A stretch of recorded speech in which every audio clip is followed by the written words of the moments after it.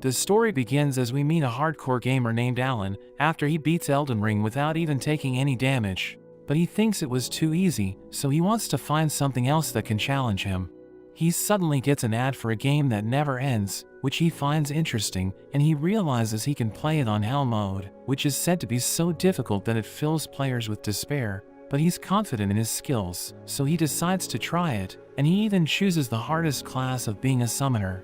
He suddenly gets sucked into the game, and he finds himself reincarnated as a newborn baby. After a year, we see Alan's mother Teresa feeding him, and he recalls how he used to live a miserable life, so he's glad he has a chance to start over. He's still too young to talk, but he can understand what his parents are saying, since everyone uses Japanese in this world. He realizes that he lives in a small village, where the people pay taxes to the ruling lord, and his father Rodin is a hard-working man who loves his family. His parents put him to bed, and they go to have dinner, but we learn that he hasn't worked out how to open his status window, even though he's been trying for over a year. A book suddenly appears in front of him, but his parents hear him scream, so he realizes that he messed up, and pretends that he was just talking in his sleep. After they leave, he opens the book to check his stats, and he realizes he has 2 skills as a summoner, but he sees that he can only summon H-rank beasts and insects at his current level. He also finds a letter from the god of creation, who apologizes for the delay in delivering his grimoire, and explains that it took time to finish it since his class is still under testing. He tries to summon a monster, but nothing happens, and he thinks he needs to figure things out himself, since there are no guides in this world. He uses his create skill to make an insect card, and he prepares to summon it, but he realizes that his mother is watching him, so he goes to sleep. The next day, Alan realizes that his parents are busy, so he takes out his grimoire and summons the insect, causing a grasshopper to appear. He wonders if it will follow his orders, and he tries telling it what to do, but it just jumps around, so he realizes it doesn't understand him, since it only has the intelligence of a bug. He checks its stats, and sees that it doesn't have a name, so he decides to call it Denka. He notices that it buffs his endurance and agility, which he finds amazing, but Teresa freaks out as she sees it, and she crushes it with her foot. After a few days of experimenting with his skills, he manages to summon an H-rank mouse, and he realizes that it also lacks intelligence, but he can order it to use its scurry ability. We learn that Denka's ability is to hop, but Alan believes that the world is filled with dangerous creatures, and he thinks his summons are too weak to defeat anything. He realizes that he can stock up to 10 cards for each creature, and thinks their buffs are important, because after he stocked up on 10 mouse cards, he had enough strength to cut wood with his axe. But he knows that he still needs to grind a lot to get stronger, since leveling up in Hell mode requires 100 times more XP than normal.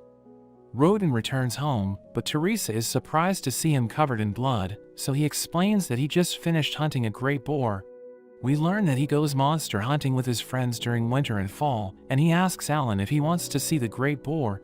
Alan looks around the village, since it's his first time outside the house, and Rodin shows him the boar he defeated. His neighbor Jurga tells everyone to welcome their champion, so they all cheer for him, but he explains that he just got lucky, and Jurga thinks he's being humble. Alan greets him, so he's impressed that a 1-year-old can already talk, and Alan asks him about the boar, so he reveals that it's a C-rank monster, and it took 20 men to take it down, which gives Alan an idea about how strong the monsters are. 10 months later, Alan levels up his summon and creates skills, and he realizes that he can now make G-ranked cards. He also gains a skill that fuses his summons, and he notices that his card space has doubled, so he can now get more buffs from stocking his cards. He unlocks the note feature, which writes down his thoughts into the book, and he wants to continue experimenting with his skills, but he knows that he needs to recover his mana. He quickly eats dinner, and tries to fuse his mouse cards, but the book tells him he doesn't have enough mana, even though he has already recovered. So he tries to create a G-rank beast instead, but still fails since he lacks the mana, so he realizes that he needs to level up his stats before he can do anything. After 2 years, we see that Alan has managed to get 2 G-ranked cards, and he fuses them to create a bird. He decides to name it Chappie, and as he summons it, he realizes that it has the ability to mimic voices. He thinks it can help him trick his enemies, and he summons his 2 other G-ranked beasts, which are a frog and a mole. We learn that the frog's ability is to provoke enemies, while the mole can dig holes in the ground, which is useful for setting up traps. He thinks he can dominate the game by mastering his summons, but he falls into a hole that his mole dug out, and he realizes that it's time to duel with his neighbor. He plays dueling knights with Jurga's daughter Krenna, who easily overpowers him, and he wonders why he can't keep up with her speed, since his agility should be higher from his creature's buffs. He ends up losing the duel, and Teresa tells Krenna to go home since it's getting late, and Alan helps his mother carry her vegetables, since he knows that she's pregnant. That evening, Alan offers to help his parents harvest, since he doesn't want his mother to push herself, but they tell him to just play with Krenna, since they want him to enjoy his childhood. Teresa wonders why he's been throwing rocks at a tree, so he explains that he's practicing how to fight monsters, so that he can protect her if she gets attacked. Rodin praises him for his bravery, but we learn that he was only trying to see if he could learn skills aside from summoning. His parents tell him they can't wait for his appraisal ceremony, which determines the kind of talents children have when they turn 5, and Rodin hopes that his talent might make them rich. During winter, Alan learns that he can now summon a creature for a whole day, but Krenna suddenly calls him, and she defeats him once again. But Teresa freaks out when she sees Denka, and they realize that she's about to give birth. So Rodin tells Krenna to call her mother, and Alan becomes nervous, since he's never seen anyone give birth before. Krenna's mother Hilda arrives, and she tells the men to leave the room, before helping Teresa give birth. After some time, Rodin and Alan hear a baby crying, so they rush to Teresa's side. She tells Rodin it's a boy, so he decides to name him Mash, and Alan thinks about how he doesn't regret leaving his past life behind, since he was living like a loser. But now that he has a second chance, he's determined to max out his stats and dominate the world, so that he can break the chains of poverty and give his family a better life. When Alan turns 5, he asks his father about the appraisal ceremony, so he explains that children from all walks of life will participate in it, and their talents will determine their future. They head to a commoner village with Jurga and Krenna, and they meet the other children who will participate in the ceremony. But Alan hears people talking about him, since they can tell that he's a serf, which is the poorest of the poor. The officials greet the participants, and note that their country has seen heroes who started as serfs, which is why they welcome children from all walks of life. Everyone enters the venue, and Alan sees the statues of the gods they worship, realizing that one of them is the god of creation named Elm. They begin the ceremony, and the first participant is the village chief's son Palomas. He puts his hand on the crystal ball, causing his stats to appear, and the officials reveal that he has the talent to become a merchant, so his father is proud of him. Another boy takes the test, but the officials tell him he has no talent, so he only gets emotional damage. A boy named Dagora touches the ball, and the officials tell him he has the talent to become an axe user, so he's happy with the results, and Alan is impressed since he's the first person with an A-ranked attribute. After the other kids take the test, the officials tell Krenna that it's her turn, so she runs to the ball and touches it, causing it to suddenly glow, and the officials are amazed by her stats. They reveal that she has the talent to become a sword lord, which is one of the best classes in this world, and everyone's impressed hearing this. Jurga is happy that she hit the jackpot, and he starts to celebrate, but the officials tell Alan it's his turn.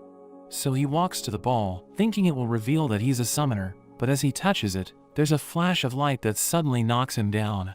Rodin asks the officials about the results since he doesn't know how to read, but they reveal that Alan has no talent, and he realizes that all of his stats are E-ranked, but the word on his talent makes no sense.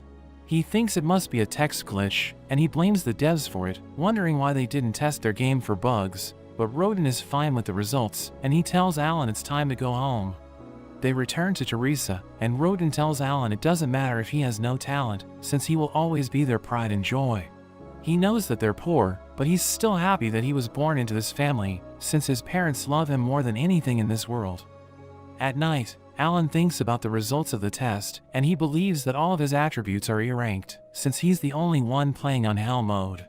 He thinks all of the kids are level 1, and the rank system reflects the growth they can expect when they level up, but he knows that his progress is 100 times slower than usual. So the test didn't display the actual value of his stats, and he thinks the experience is enough to make other players depressed, but he's still determined to beat the game. The next day, Alan and his family visit Krenna, and Teresa congratulates her for discovering her talent. Hilda notes that they should celebrate by drinking, but Rodin refuses, so Alan wonders if he's jealous. He notes that he's happy for Jurga, since Krenna has an amazing talent, but Jurga wonders why Rodin wants to cut ties with them. Everyone is surprised hearing this, but Rodin explains that he needs to do it, since Krenna is about to join the nobility, and she can't be seen hanging out with serfs. Alan realizes that he's trying to do Jurga a favor he didn't ask for, and they start fighting, so their wives stop them and force them to behave. Alan wonders if they always fought in the past, so Hilda reveals that they're both hotheads who used to fight each other all the time, but having children has made them both softer. Teresa reveals that the four of them are childhood friends, and they all moved to the village, where they work together to build their houses. After that, Jurga learns that the Order of Knights is coming to see Krenna, so they return to the commoner village. Dagora wonders what Alan is doing there, since talentless losers aren't supposed to be there, but Krenna defends him, so Dagora reminds her how all of his attributes were E-ranked. Jurga stops her as she tries to fight him, but the knights suddenly arrive, and the villagers recognize the captain Zenith. He tells the chief to show him their sword lord, so he calls Krenna, and Alan is glad that she can finally talk to the knights. But Zenith notes that he wants to test her strength in a duel, and Jurga is against it, since he thinks she's too young for a real fight. Zenith wonders if they're lying about her talent, and threatens to execute her if she doesn't accept the duel, so everyone is worried. But she becomes excited when she sees a sword, and realizes that she gets to wield it if she accepts the duel, so she decides to go for it. Everyone watches as the Vice Captain Labrin prepares to take her on, and she immediately charges in, but he parries her attacks. Dagora is amazed that she can wield a real sword, since it's almost as tall as her, but Alan isn't sure if she can win against a knight.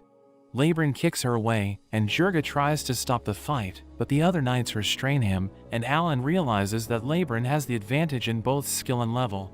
But Krenna gets back up, and Labrin freaks out as he sees her exuding an aura, since he knows that she's using an extra skill.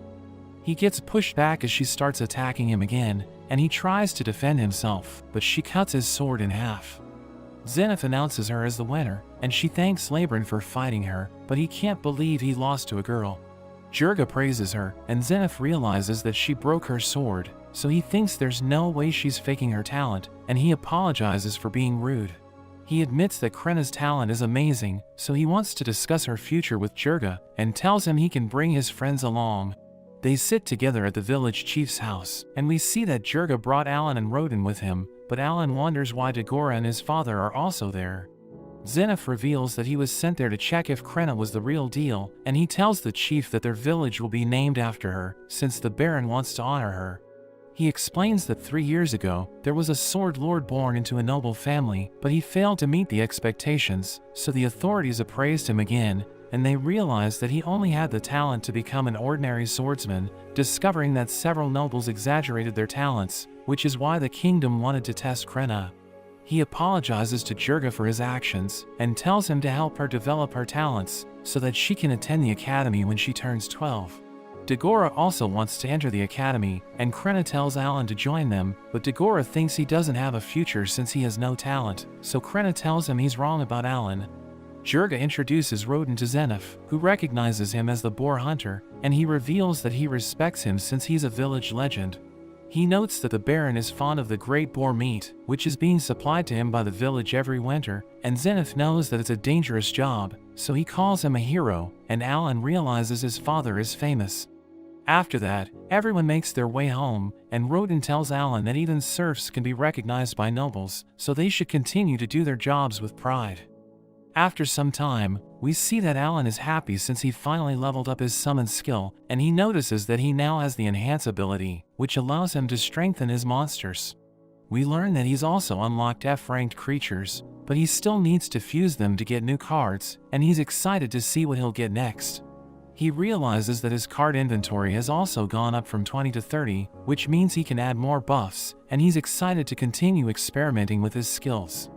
That evening, we see that Teresa is pregnant again, and Mash wonders if it's a boy, but she thinks it's a girl since it doesn't kick very hard, and Rodin wonders what he should name it, but she reminds him that he promised to let her name their daughter. Alan notices that the scar on Rodin's arm has disappeared, so he explains that it's because he passed a trial of the gods, but Alan doesn't know what it is. So Rodin explains that it's a special moment that happens when they hunt, and notes that it gives them a sudden burst of energy, which cures all wounds and exhaustion. Alan finds it interesting, since he thinks it's like leveling up, and he believes that Rodin's level must be pretty high, since he's been hunting boars for years. Alan realizes that he's still at level 1, since he's never fought any monsters before, but he knows that serfs can't leave the village without permission, unless they need to go hunting. So he tells his father he wants to join a hunt, but Rodin is against it, since it's dangerous. As Alan prepares to go to bed, he receives a message from the devs, which mentions that they have fixed the glitch he complained about from the appraisal ceremony. He sees an attachment that contains his actual stats, and realizes he's as talented as Krenna, but his attributes are different since he's a summoner. He uses his enhanced skill on Denka, which strengthens its stats, but he realizes that it doesn't affect its buffs. He decides to summon it, and notices that its size didn't change, but Teresa panics as she sees it, and she crushes it once again. The next day, Rodin leaves to go hunting, and as Alan does the laundry, he tries a new fusion combination, which allows him to unlock the grass card. He's happy since it boosts his MP, and he summons it to see what it looks like, but he's surprised that it's an apple. He decides to name it Oppo, and realizes it isn't made for fighting, but he notices that it has an ability called Aroma. He orders Oppo to use it, so it buries itself in the ground and transforms into a sapling, which smells like an essential oil, but he sees his mother approaching. So he orders it to turn back into a card, but it doesn't work, and she mentions that it smells nice, but he wonders if giving off a scent is all it can do. When Alan fights Krenna again, he's still no match for her, but she tells him he's gotten better. So he checks his stats, and realizes that his sword mastery has reached level 3, but he thinks he's also stronger because of his new buffs. After that, Alan throws rocks at a tree, since he wants to level up his other skills, but he realizes that nothing's happening, so he thinks he's just wasting his time. He sees Mash looking at the saplings he summoned, and we learn that it allows him to recover his mana faster, so he can cast more spells each day. At night, we see the serfs carrying Rodin home, but his family realizes he's injured. Jurga reveals that they used a healing herb to keep him alive, but Teresa wonders how he got it, since she knows that it's expensive. So he reveals that he used the gold coins Zenith gave him, and the hunters blame the commoners for what happened, but Mash is woken up and starts to cry. Jurga tells them to leave, since Rodin's family needs a moment of peace, and Alan wonders why they're blaming the commoners.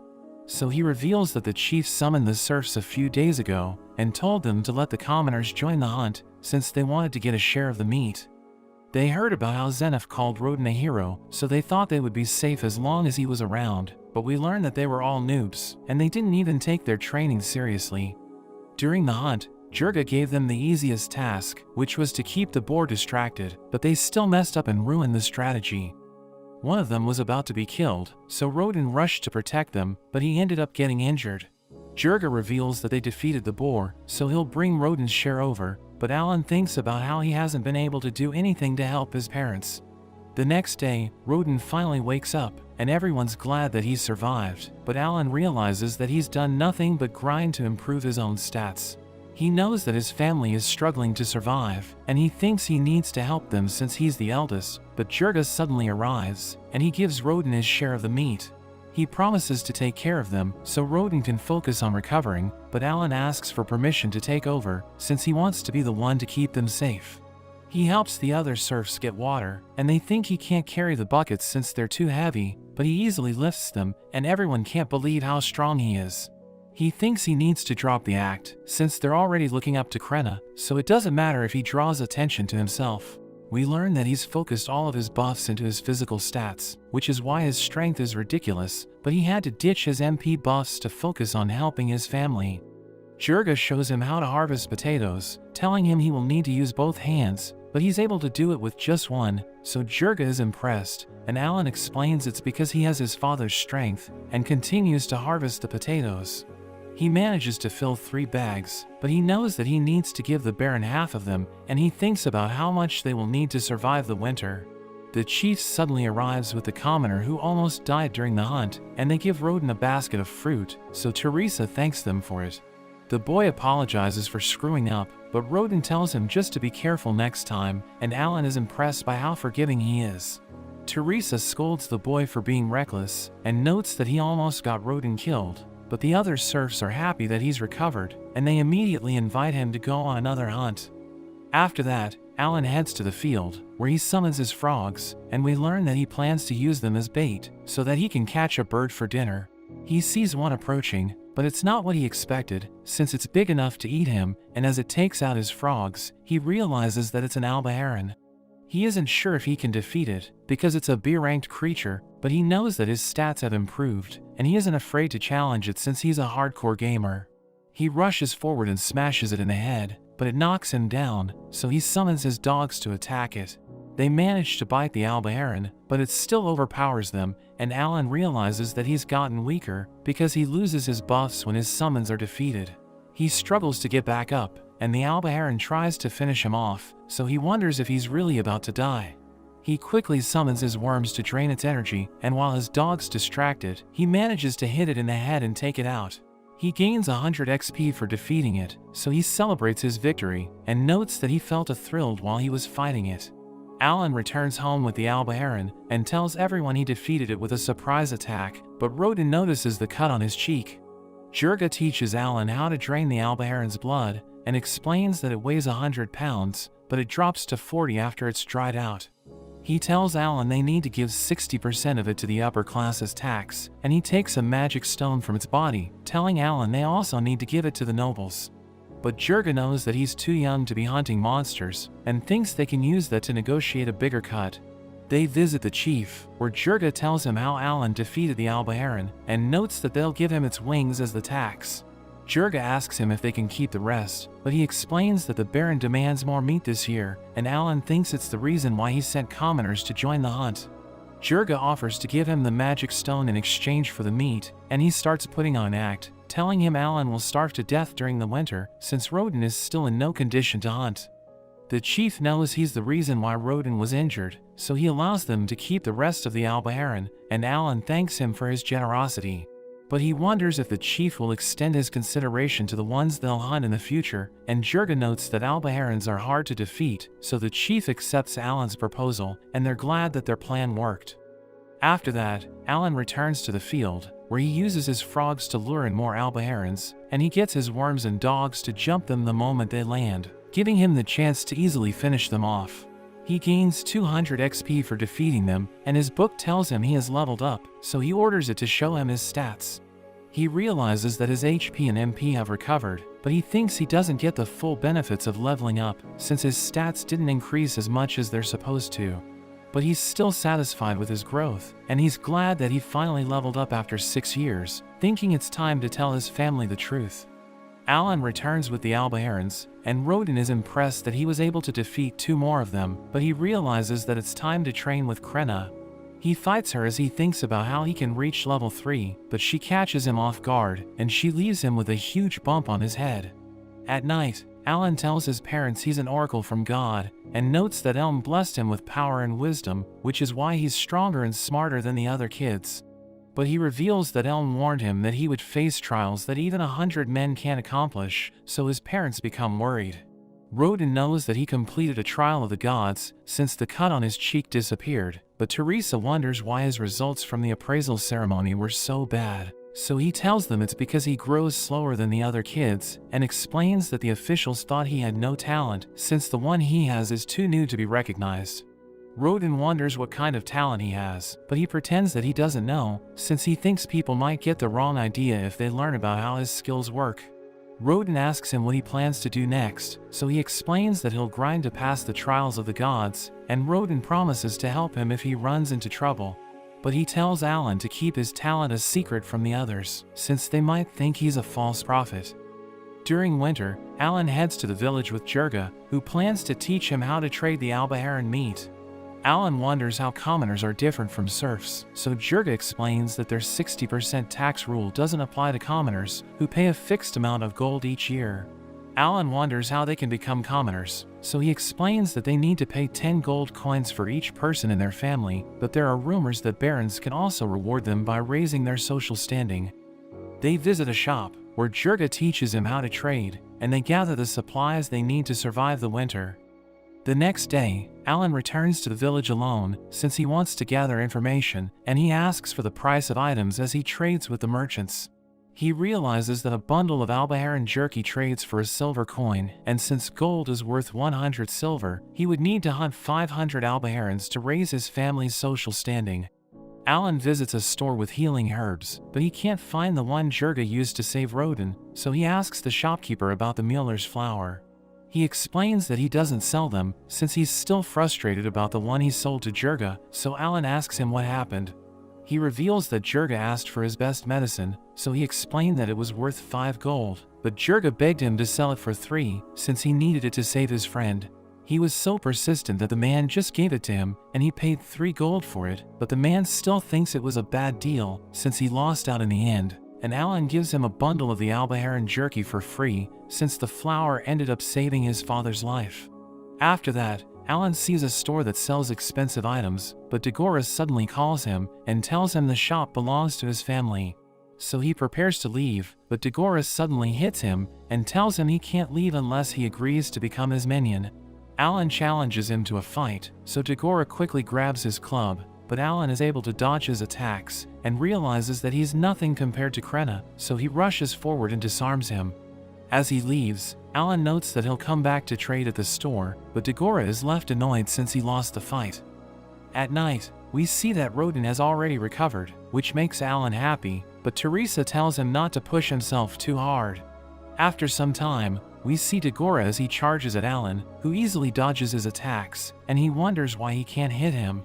Krenna teaches Mash how to fight, and he tells Alan that he likes fighting with a stick, so Alan thinks he might have the talent of a spear user. At night, Alan watches Teresa take care of his sister Mila, and Rodin returns home, but they wonder why he's later than usual, so he reveals that he and Jurga were summoned by the chief. He notes that the chief told them to let the commoners join the hunt again, since the Baron wants them to deliver more boars this year, and Jurga explains that more serfs will be recruited if they fail to meet their quota. Alan knows that they might crowd the village, and everyone doesn't want that to happen, so Rodin thinks they need to hunt more often. But Alan explains that even if they meet their quota, the Baron will just keep raising it until it becomes impossible to reach, and they will just end up with more serfs in the village. So he thinks they should just let the commoners join the hunt, and Jurga is against it, since he knows that they're useless. But Alan explains that they just need to be trained, and notes that he was blessed with the wisdom of Elm, so he knows exactly what to do. But that's where this video ends. Let me know if you want to see more of this series in the comments down below. Thanks for watching, and I'll see you next time.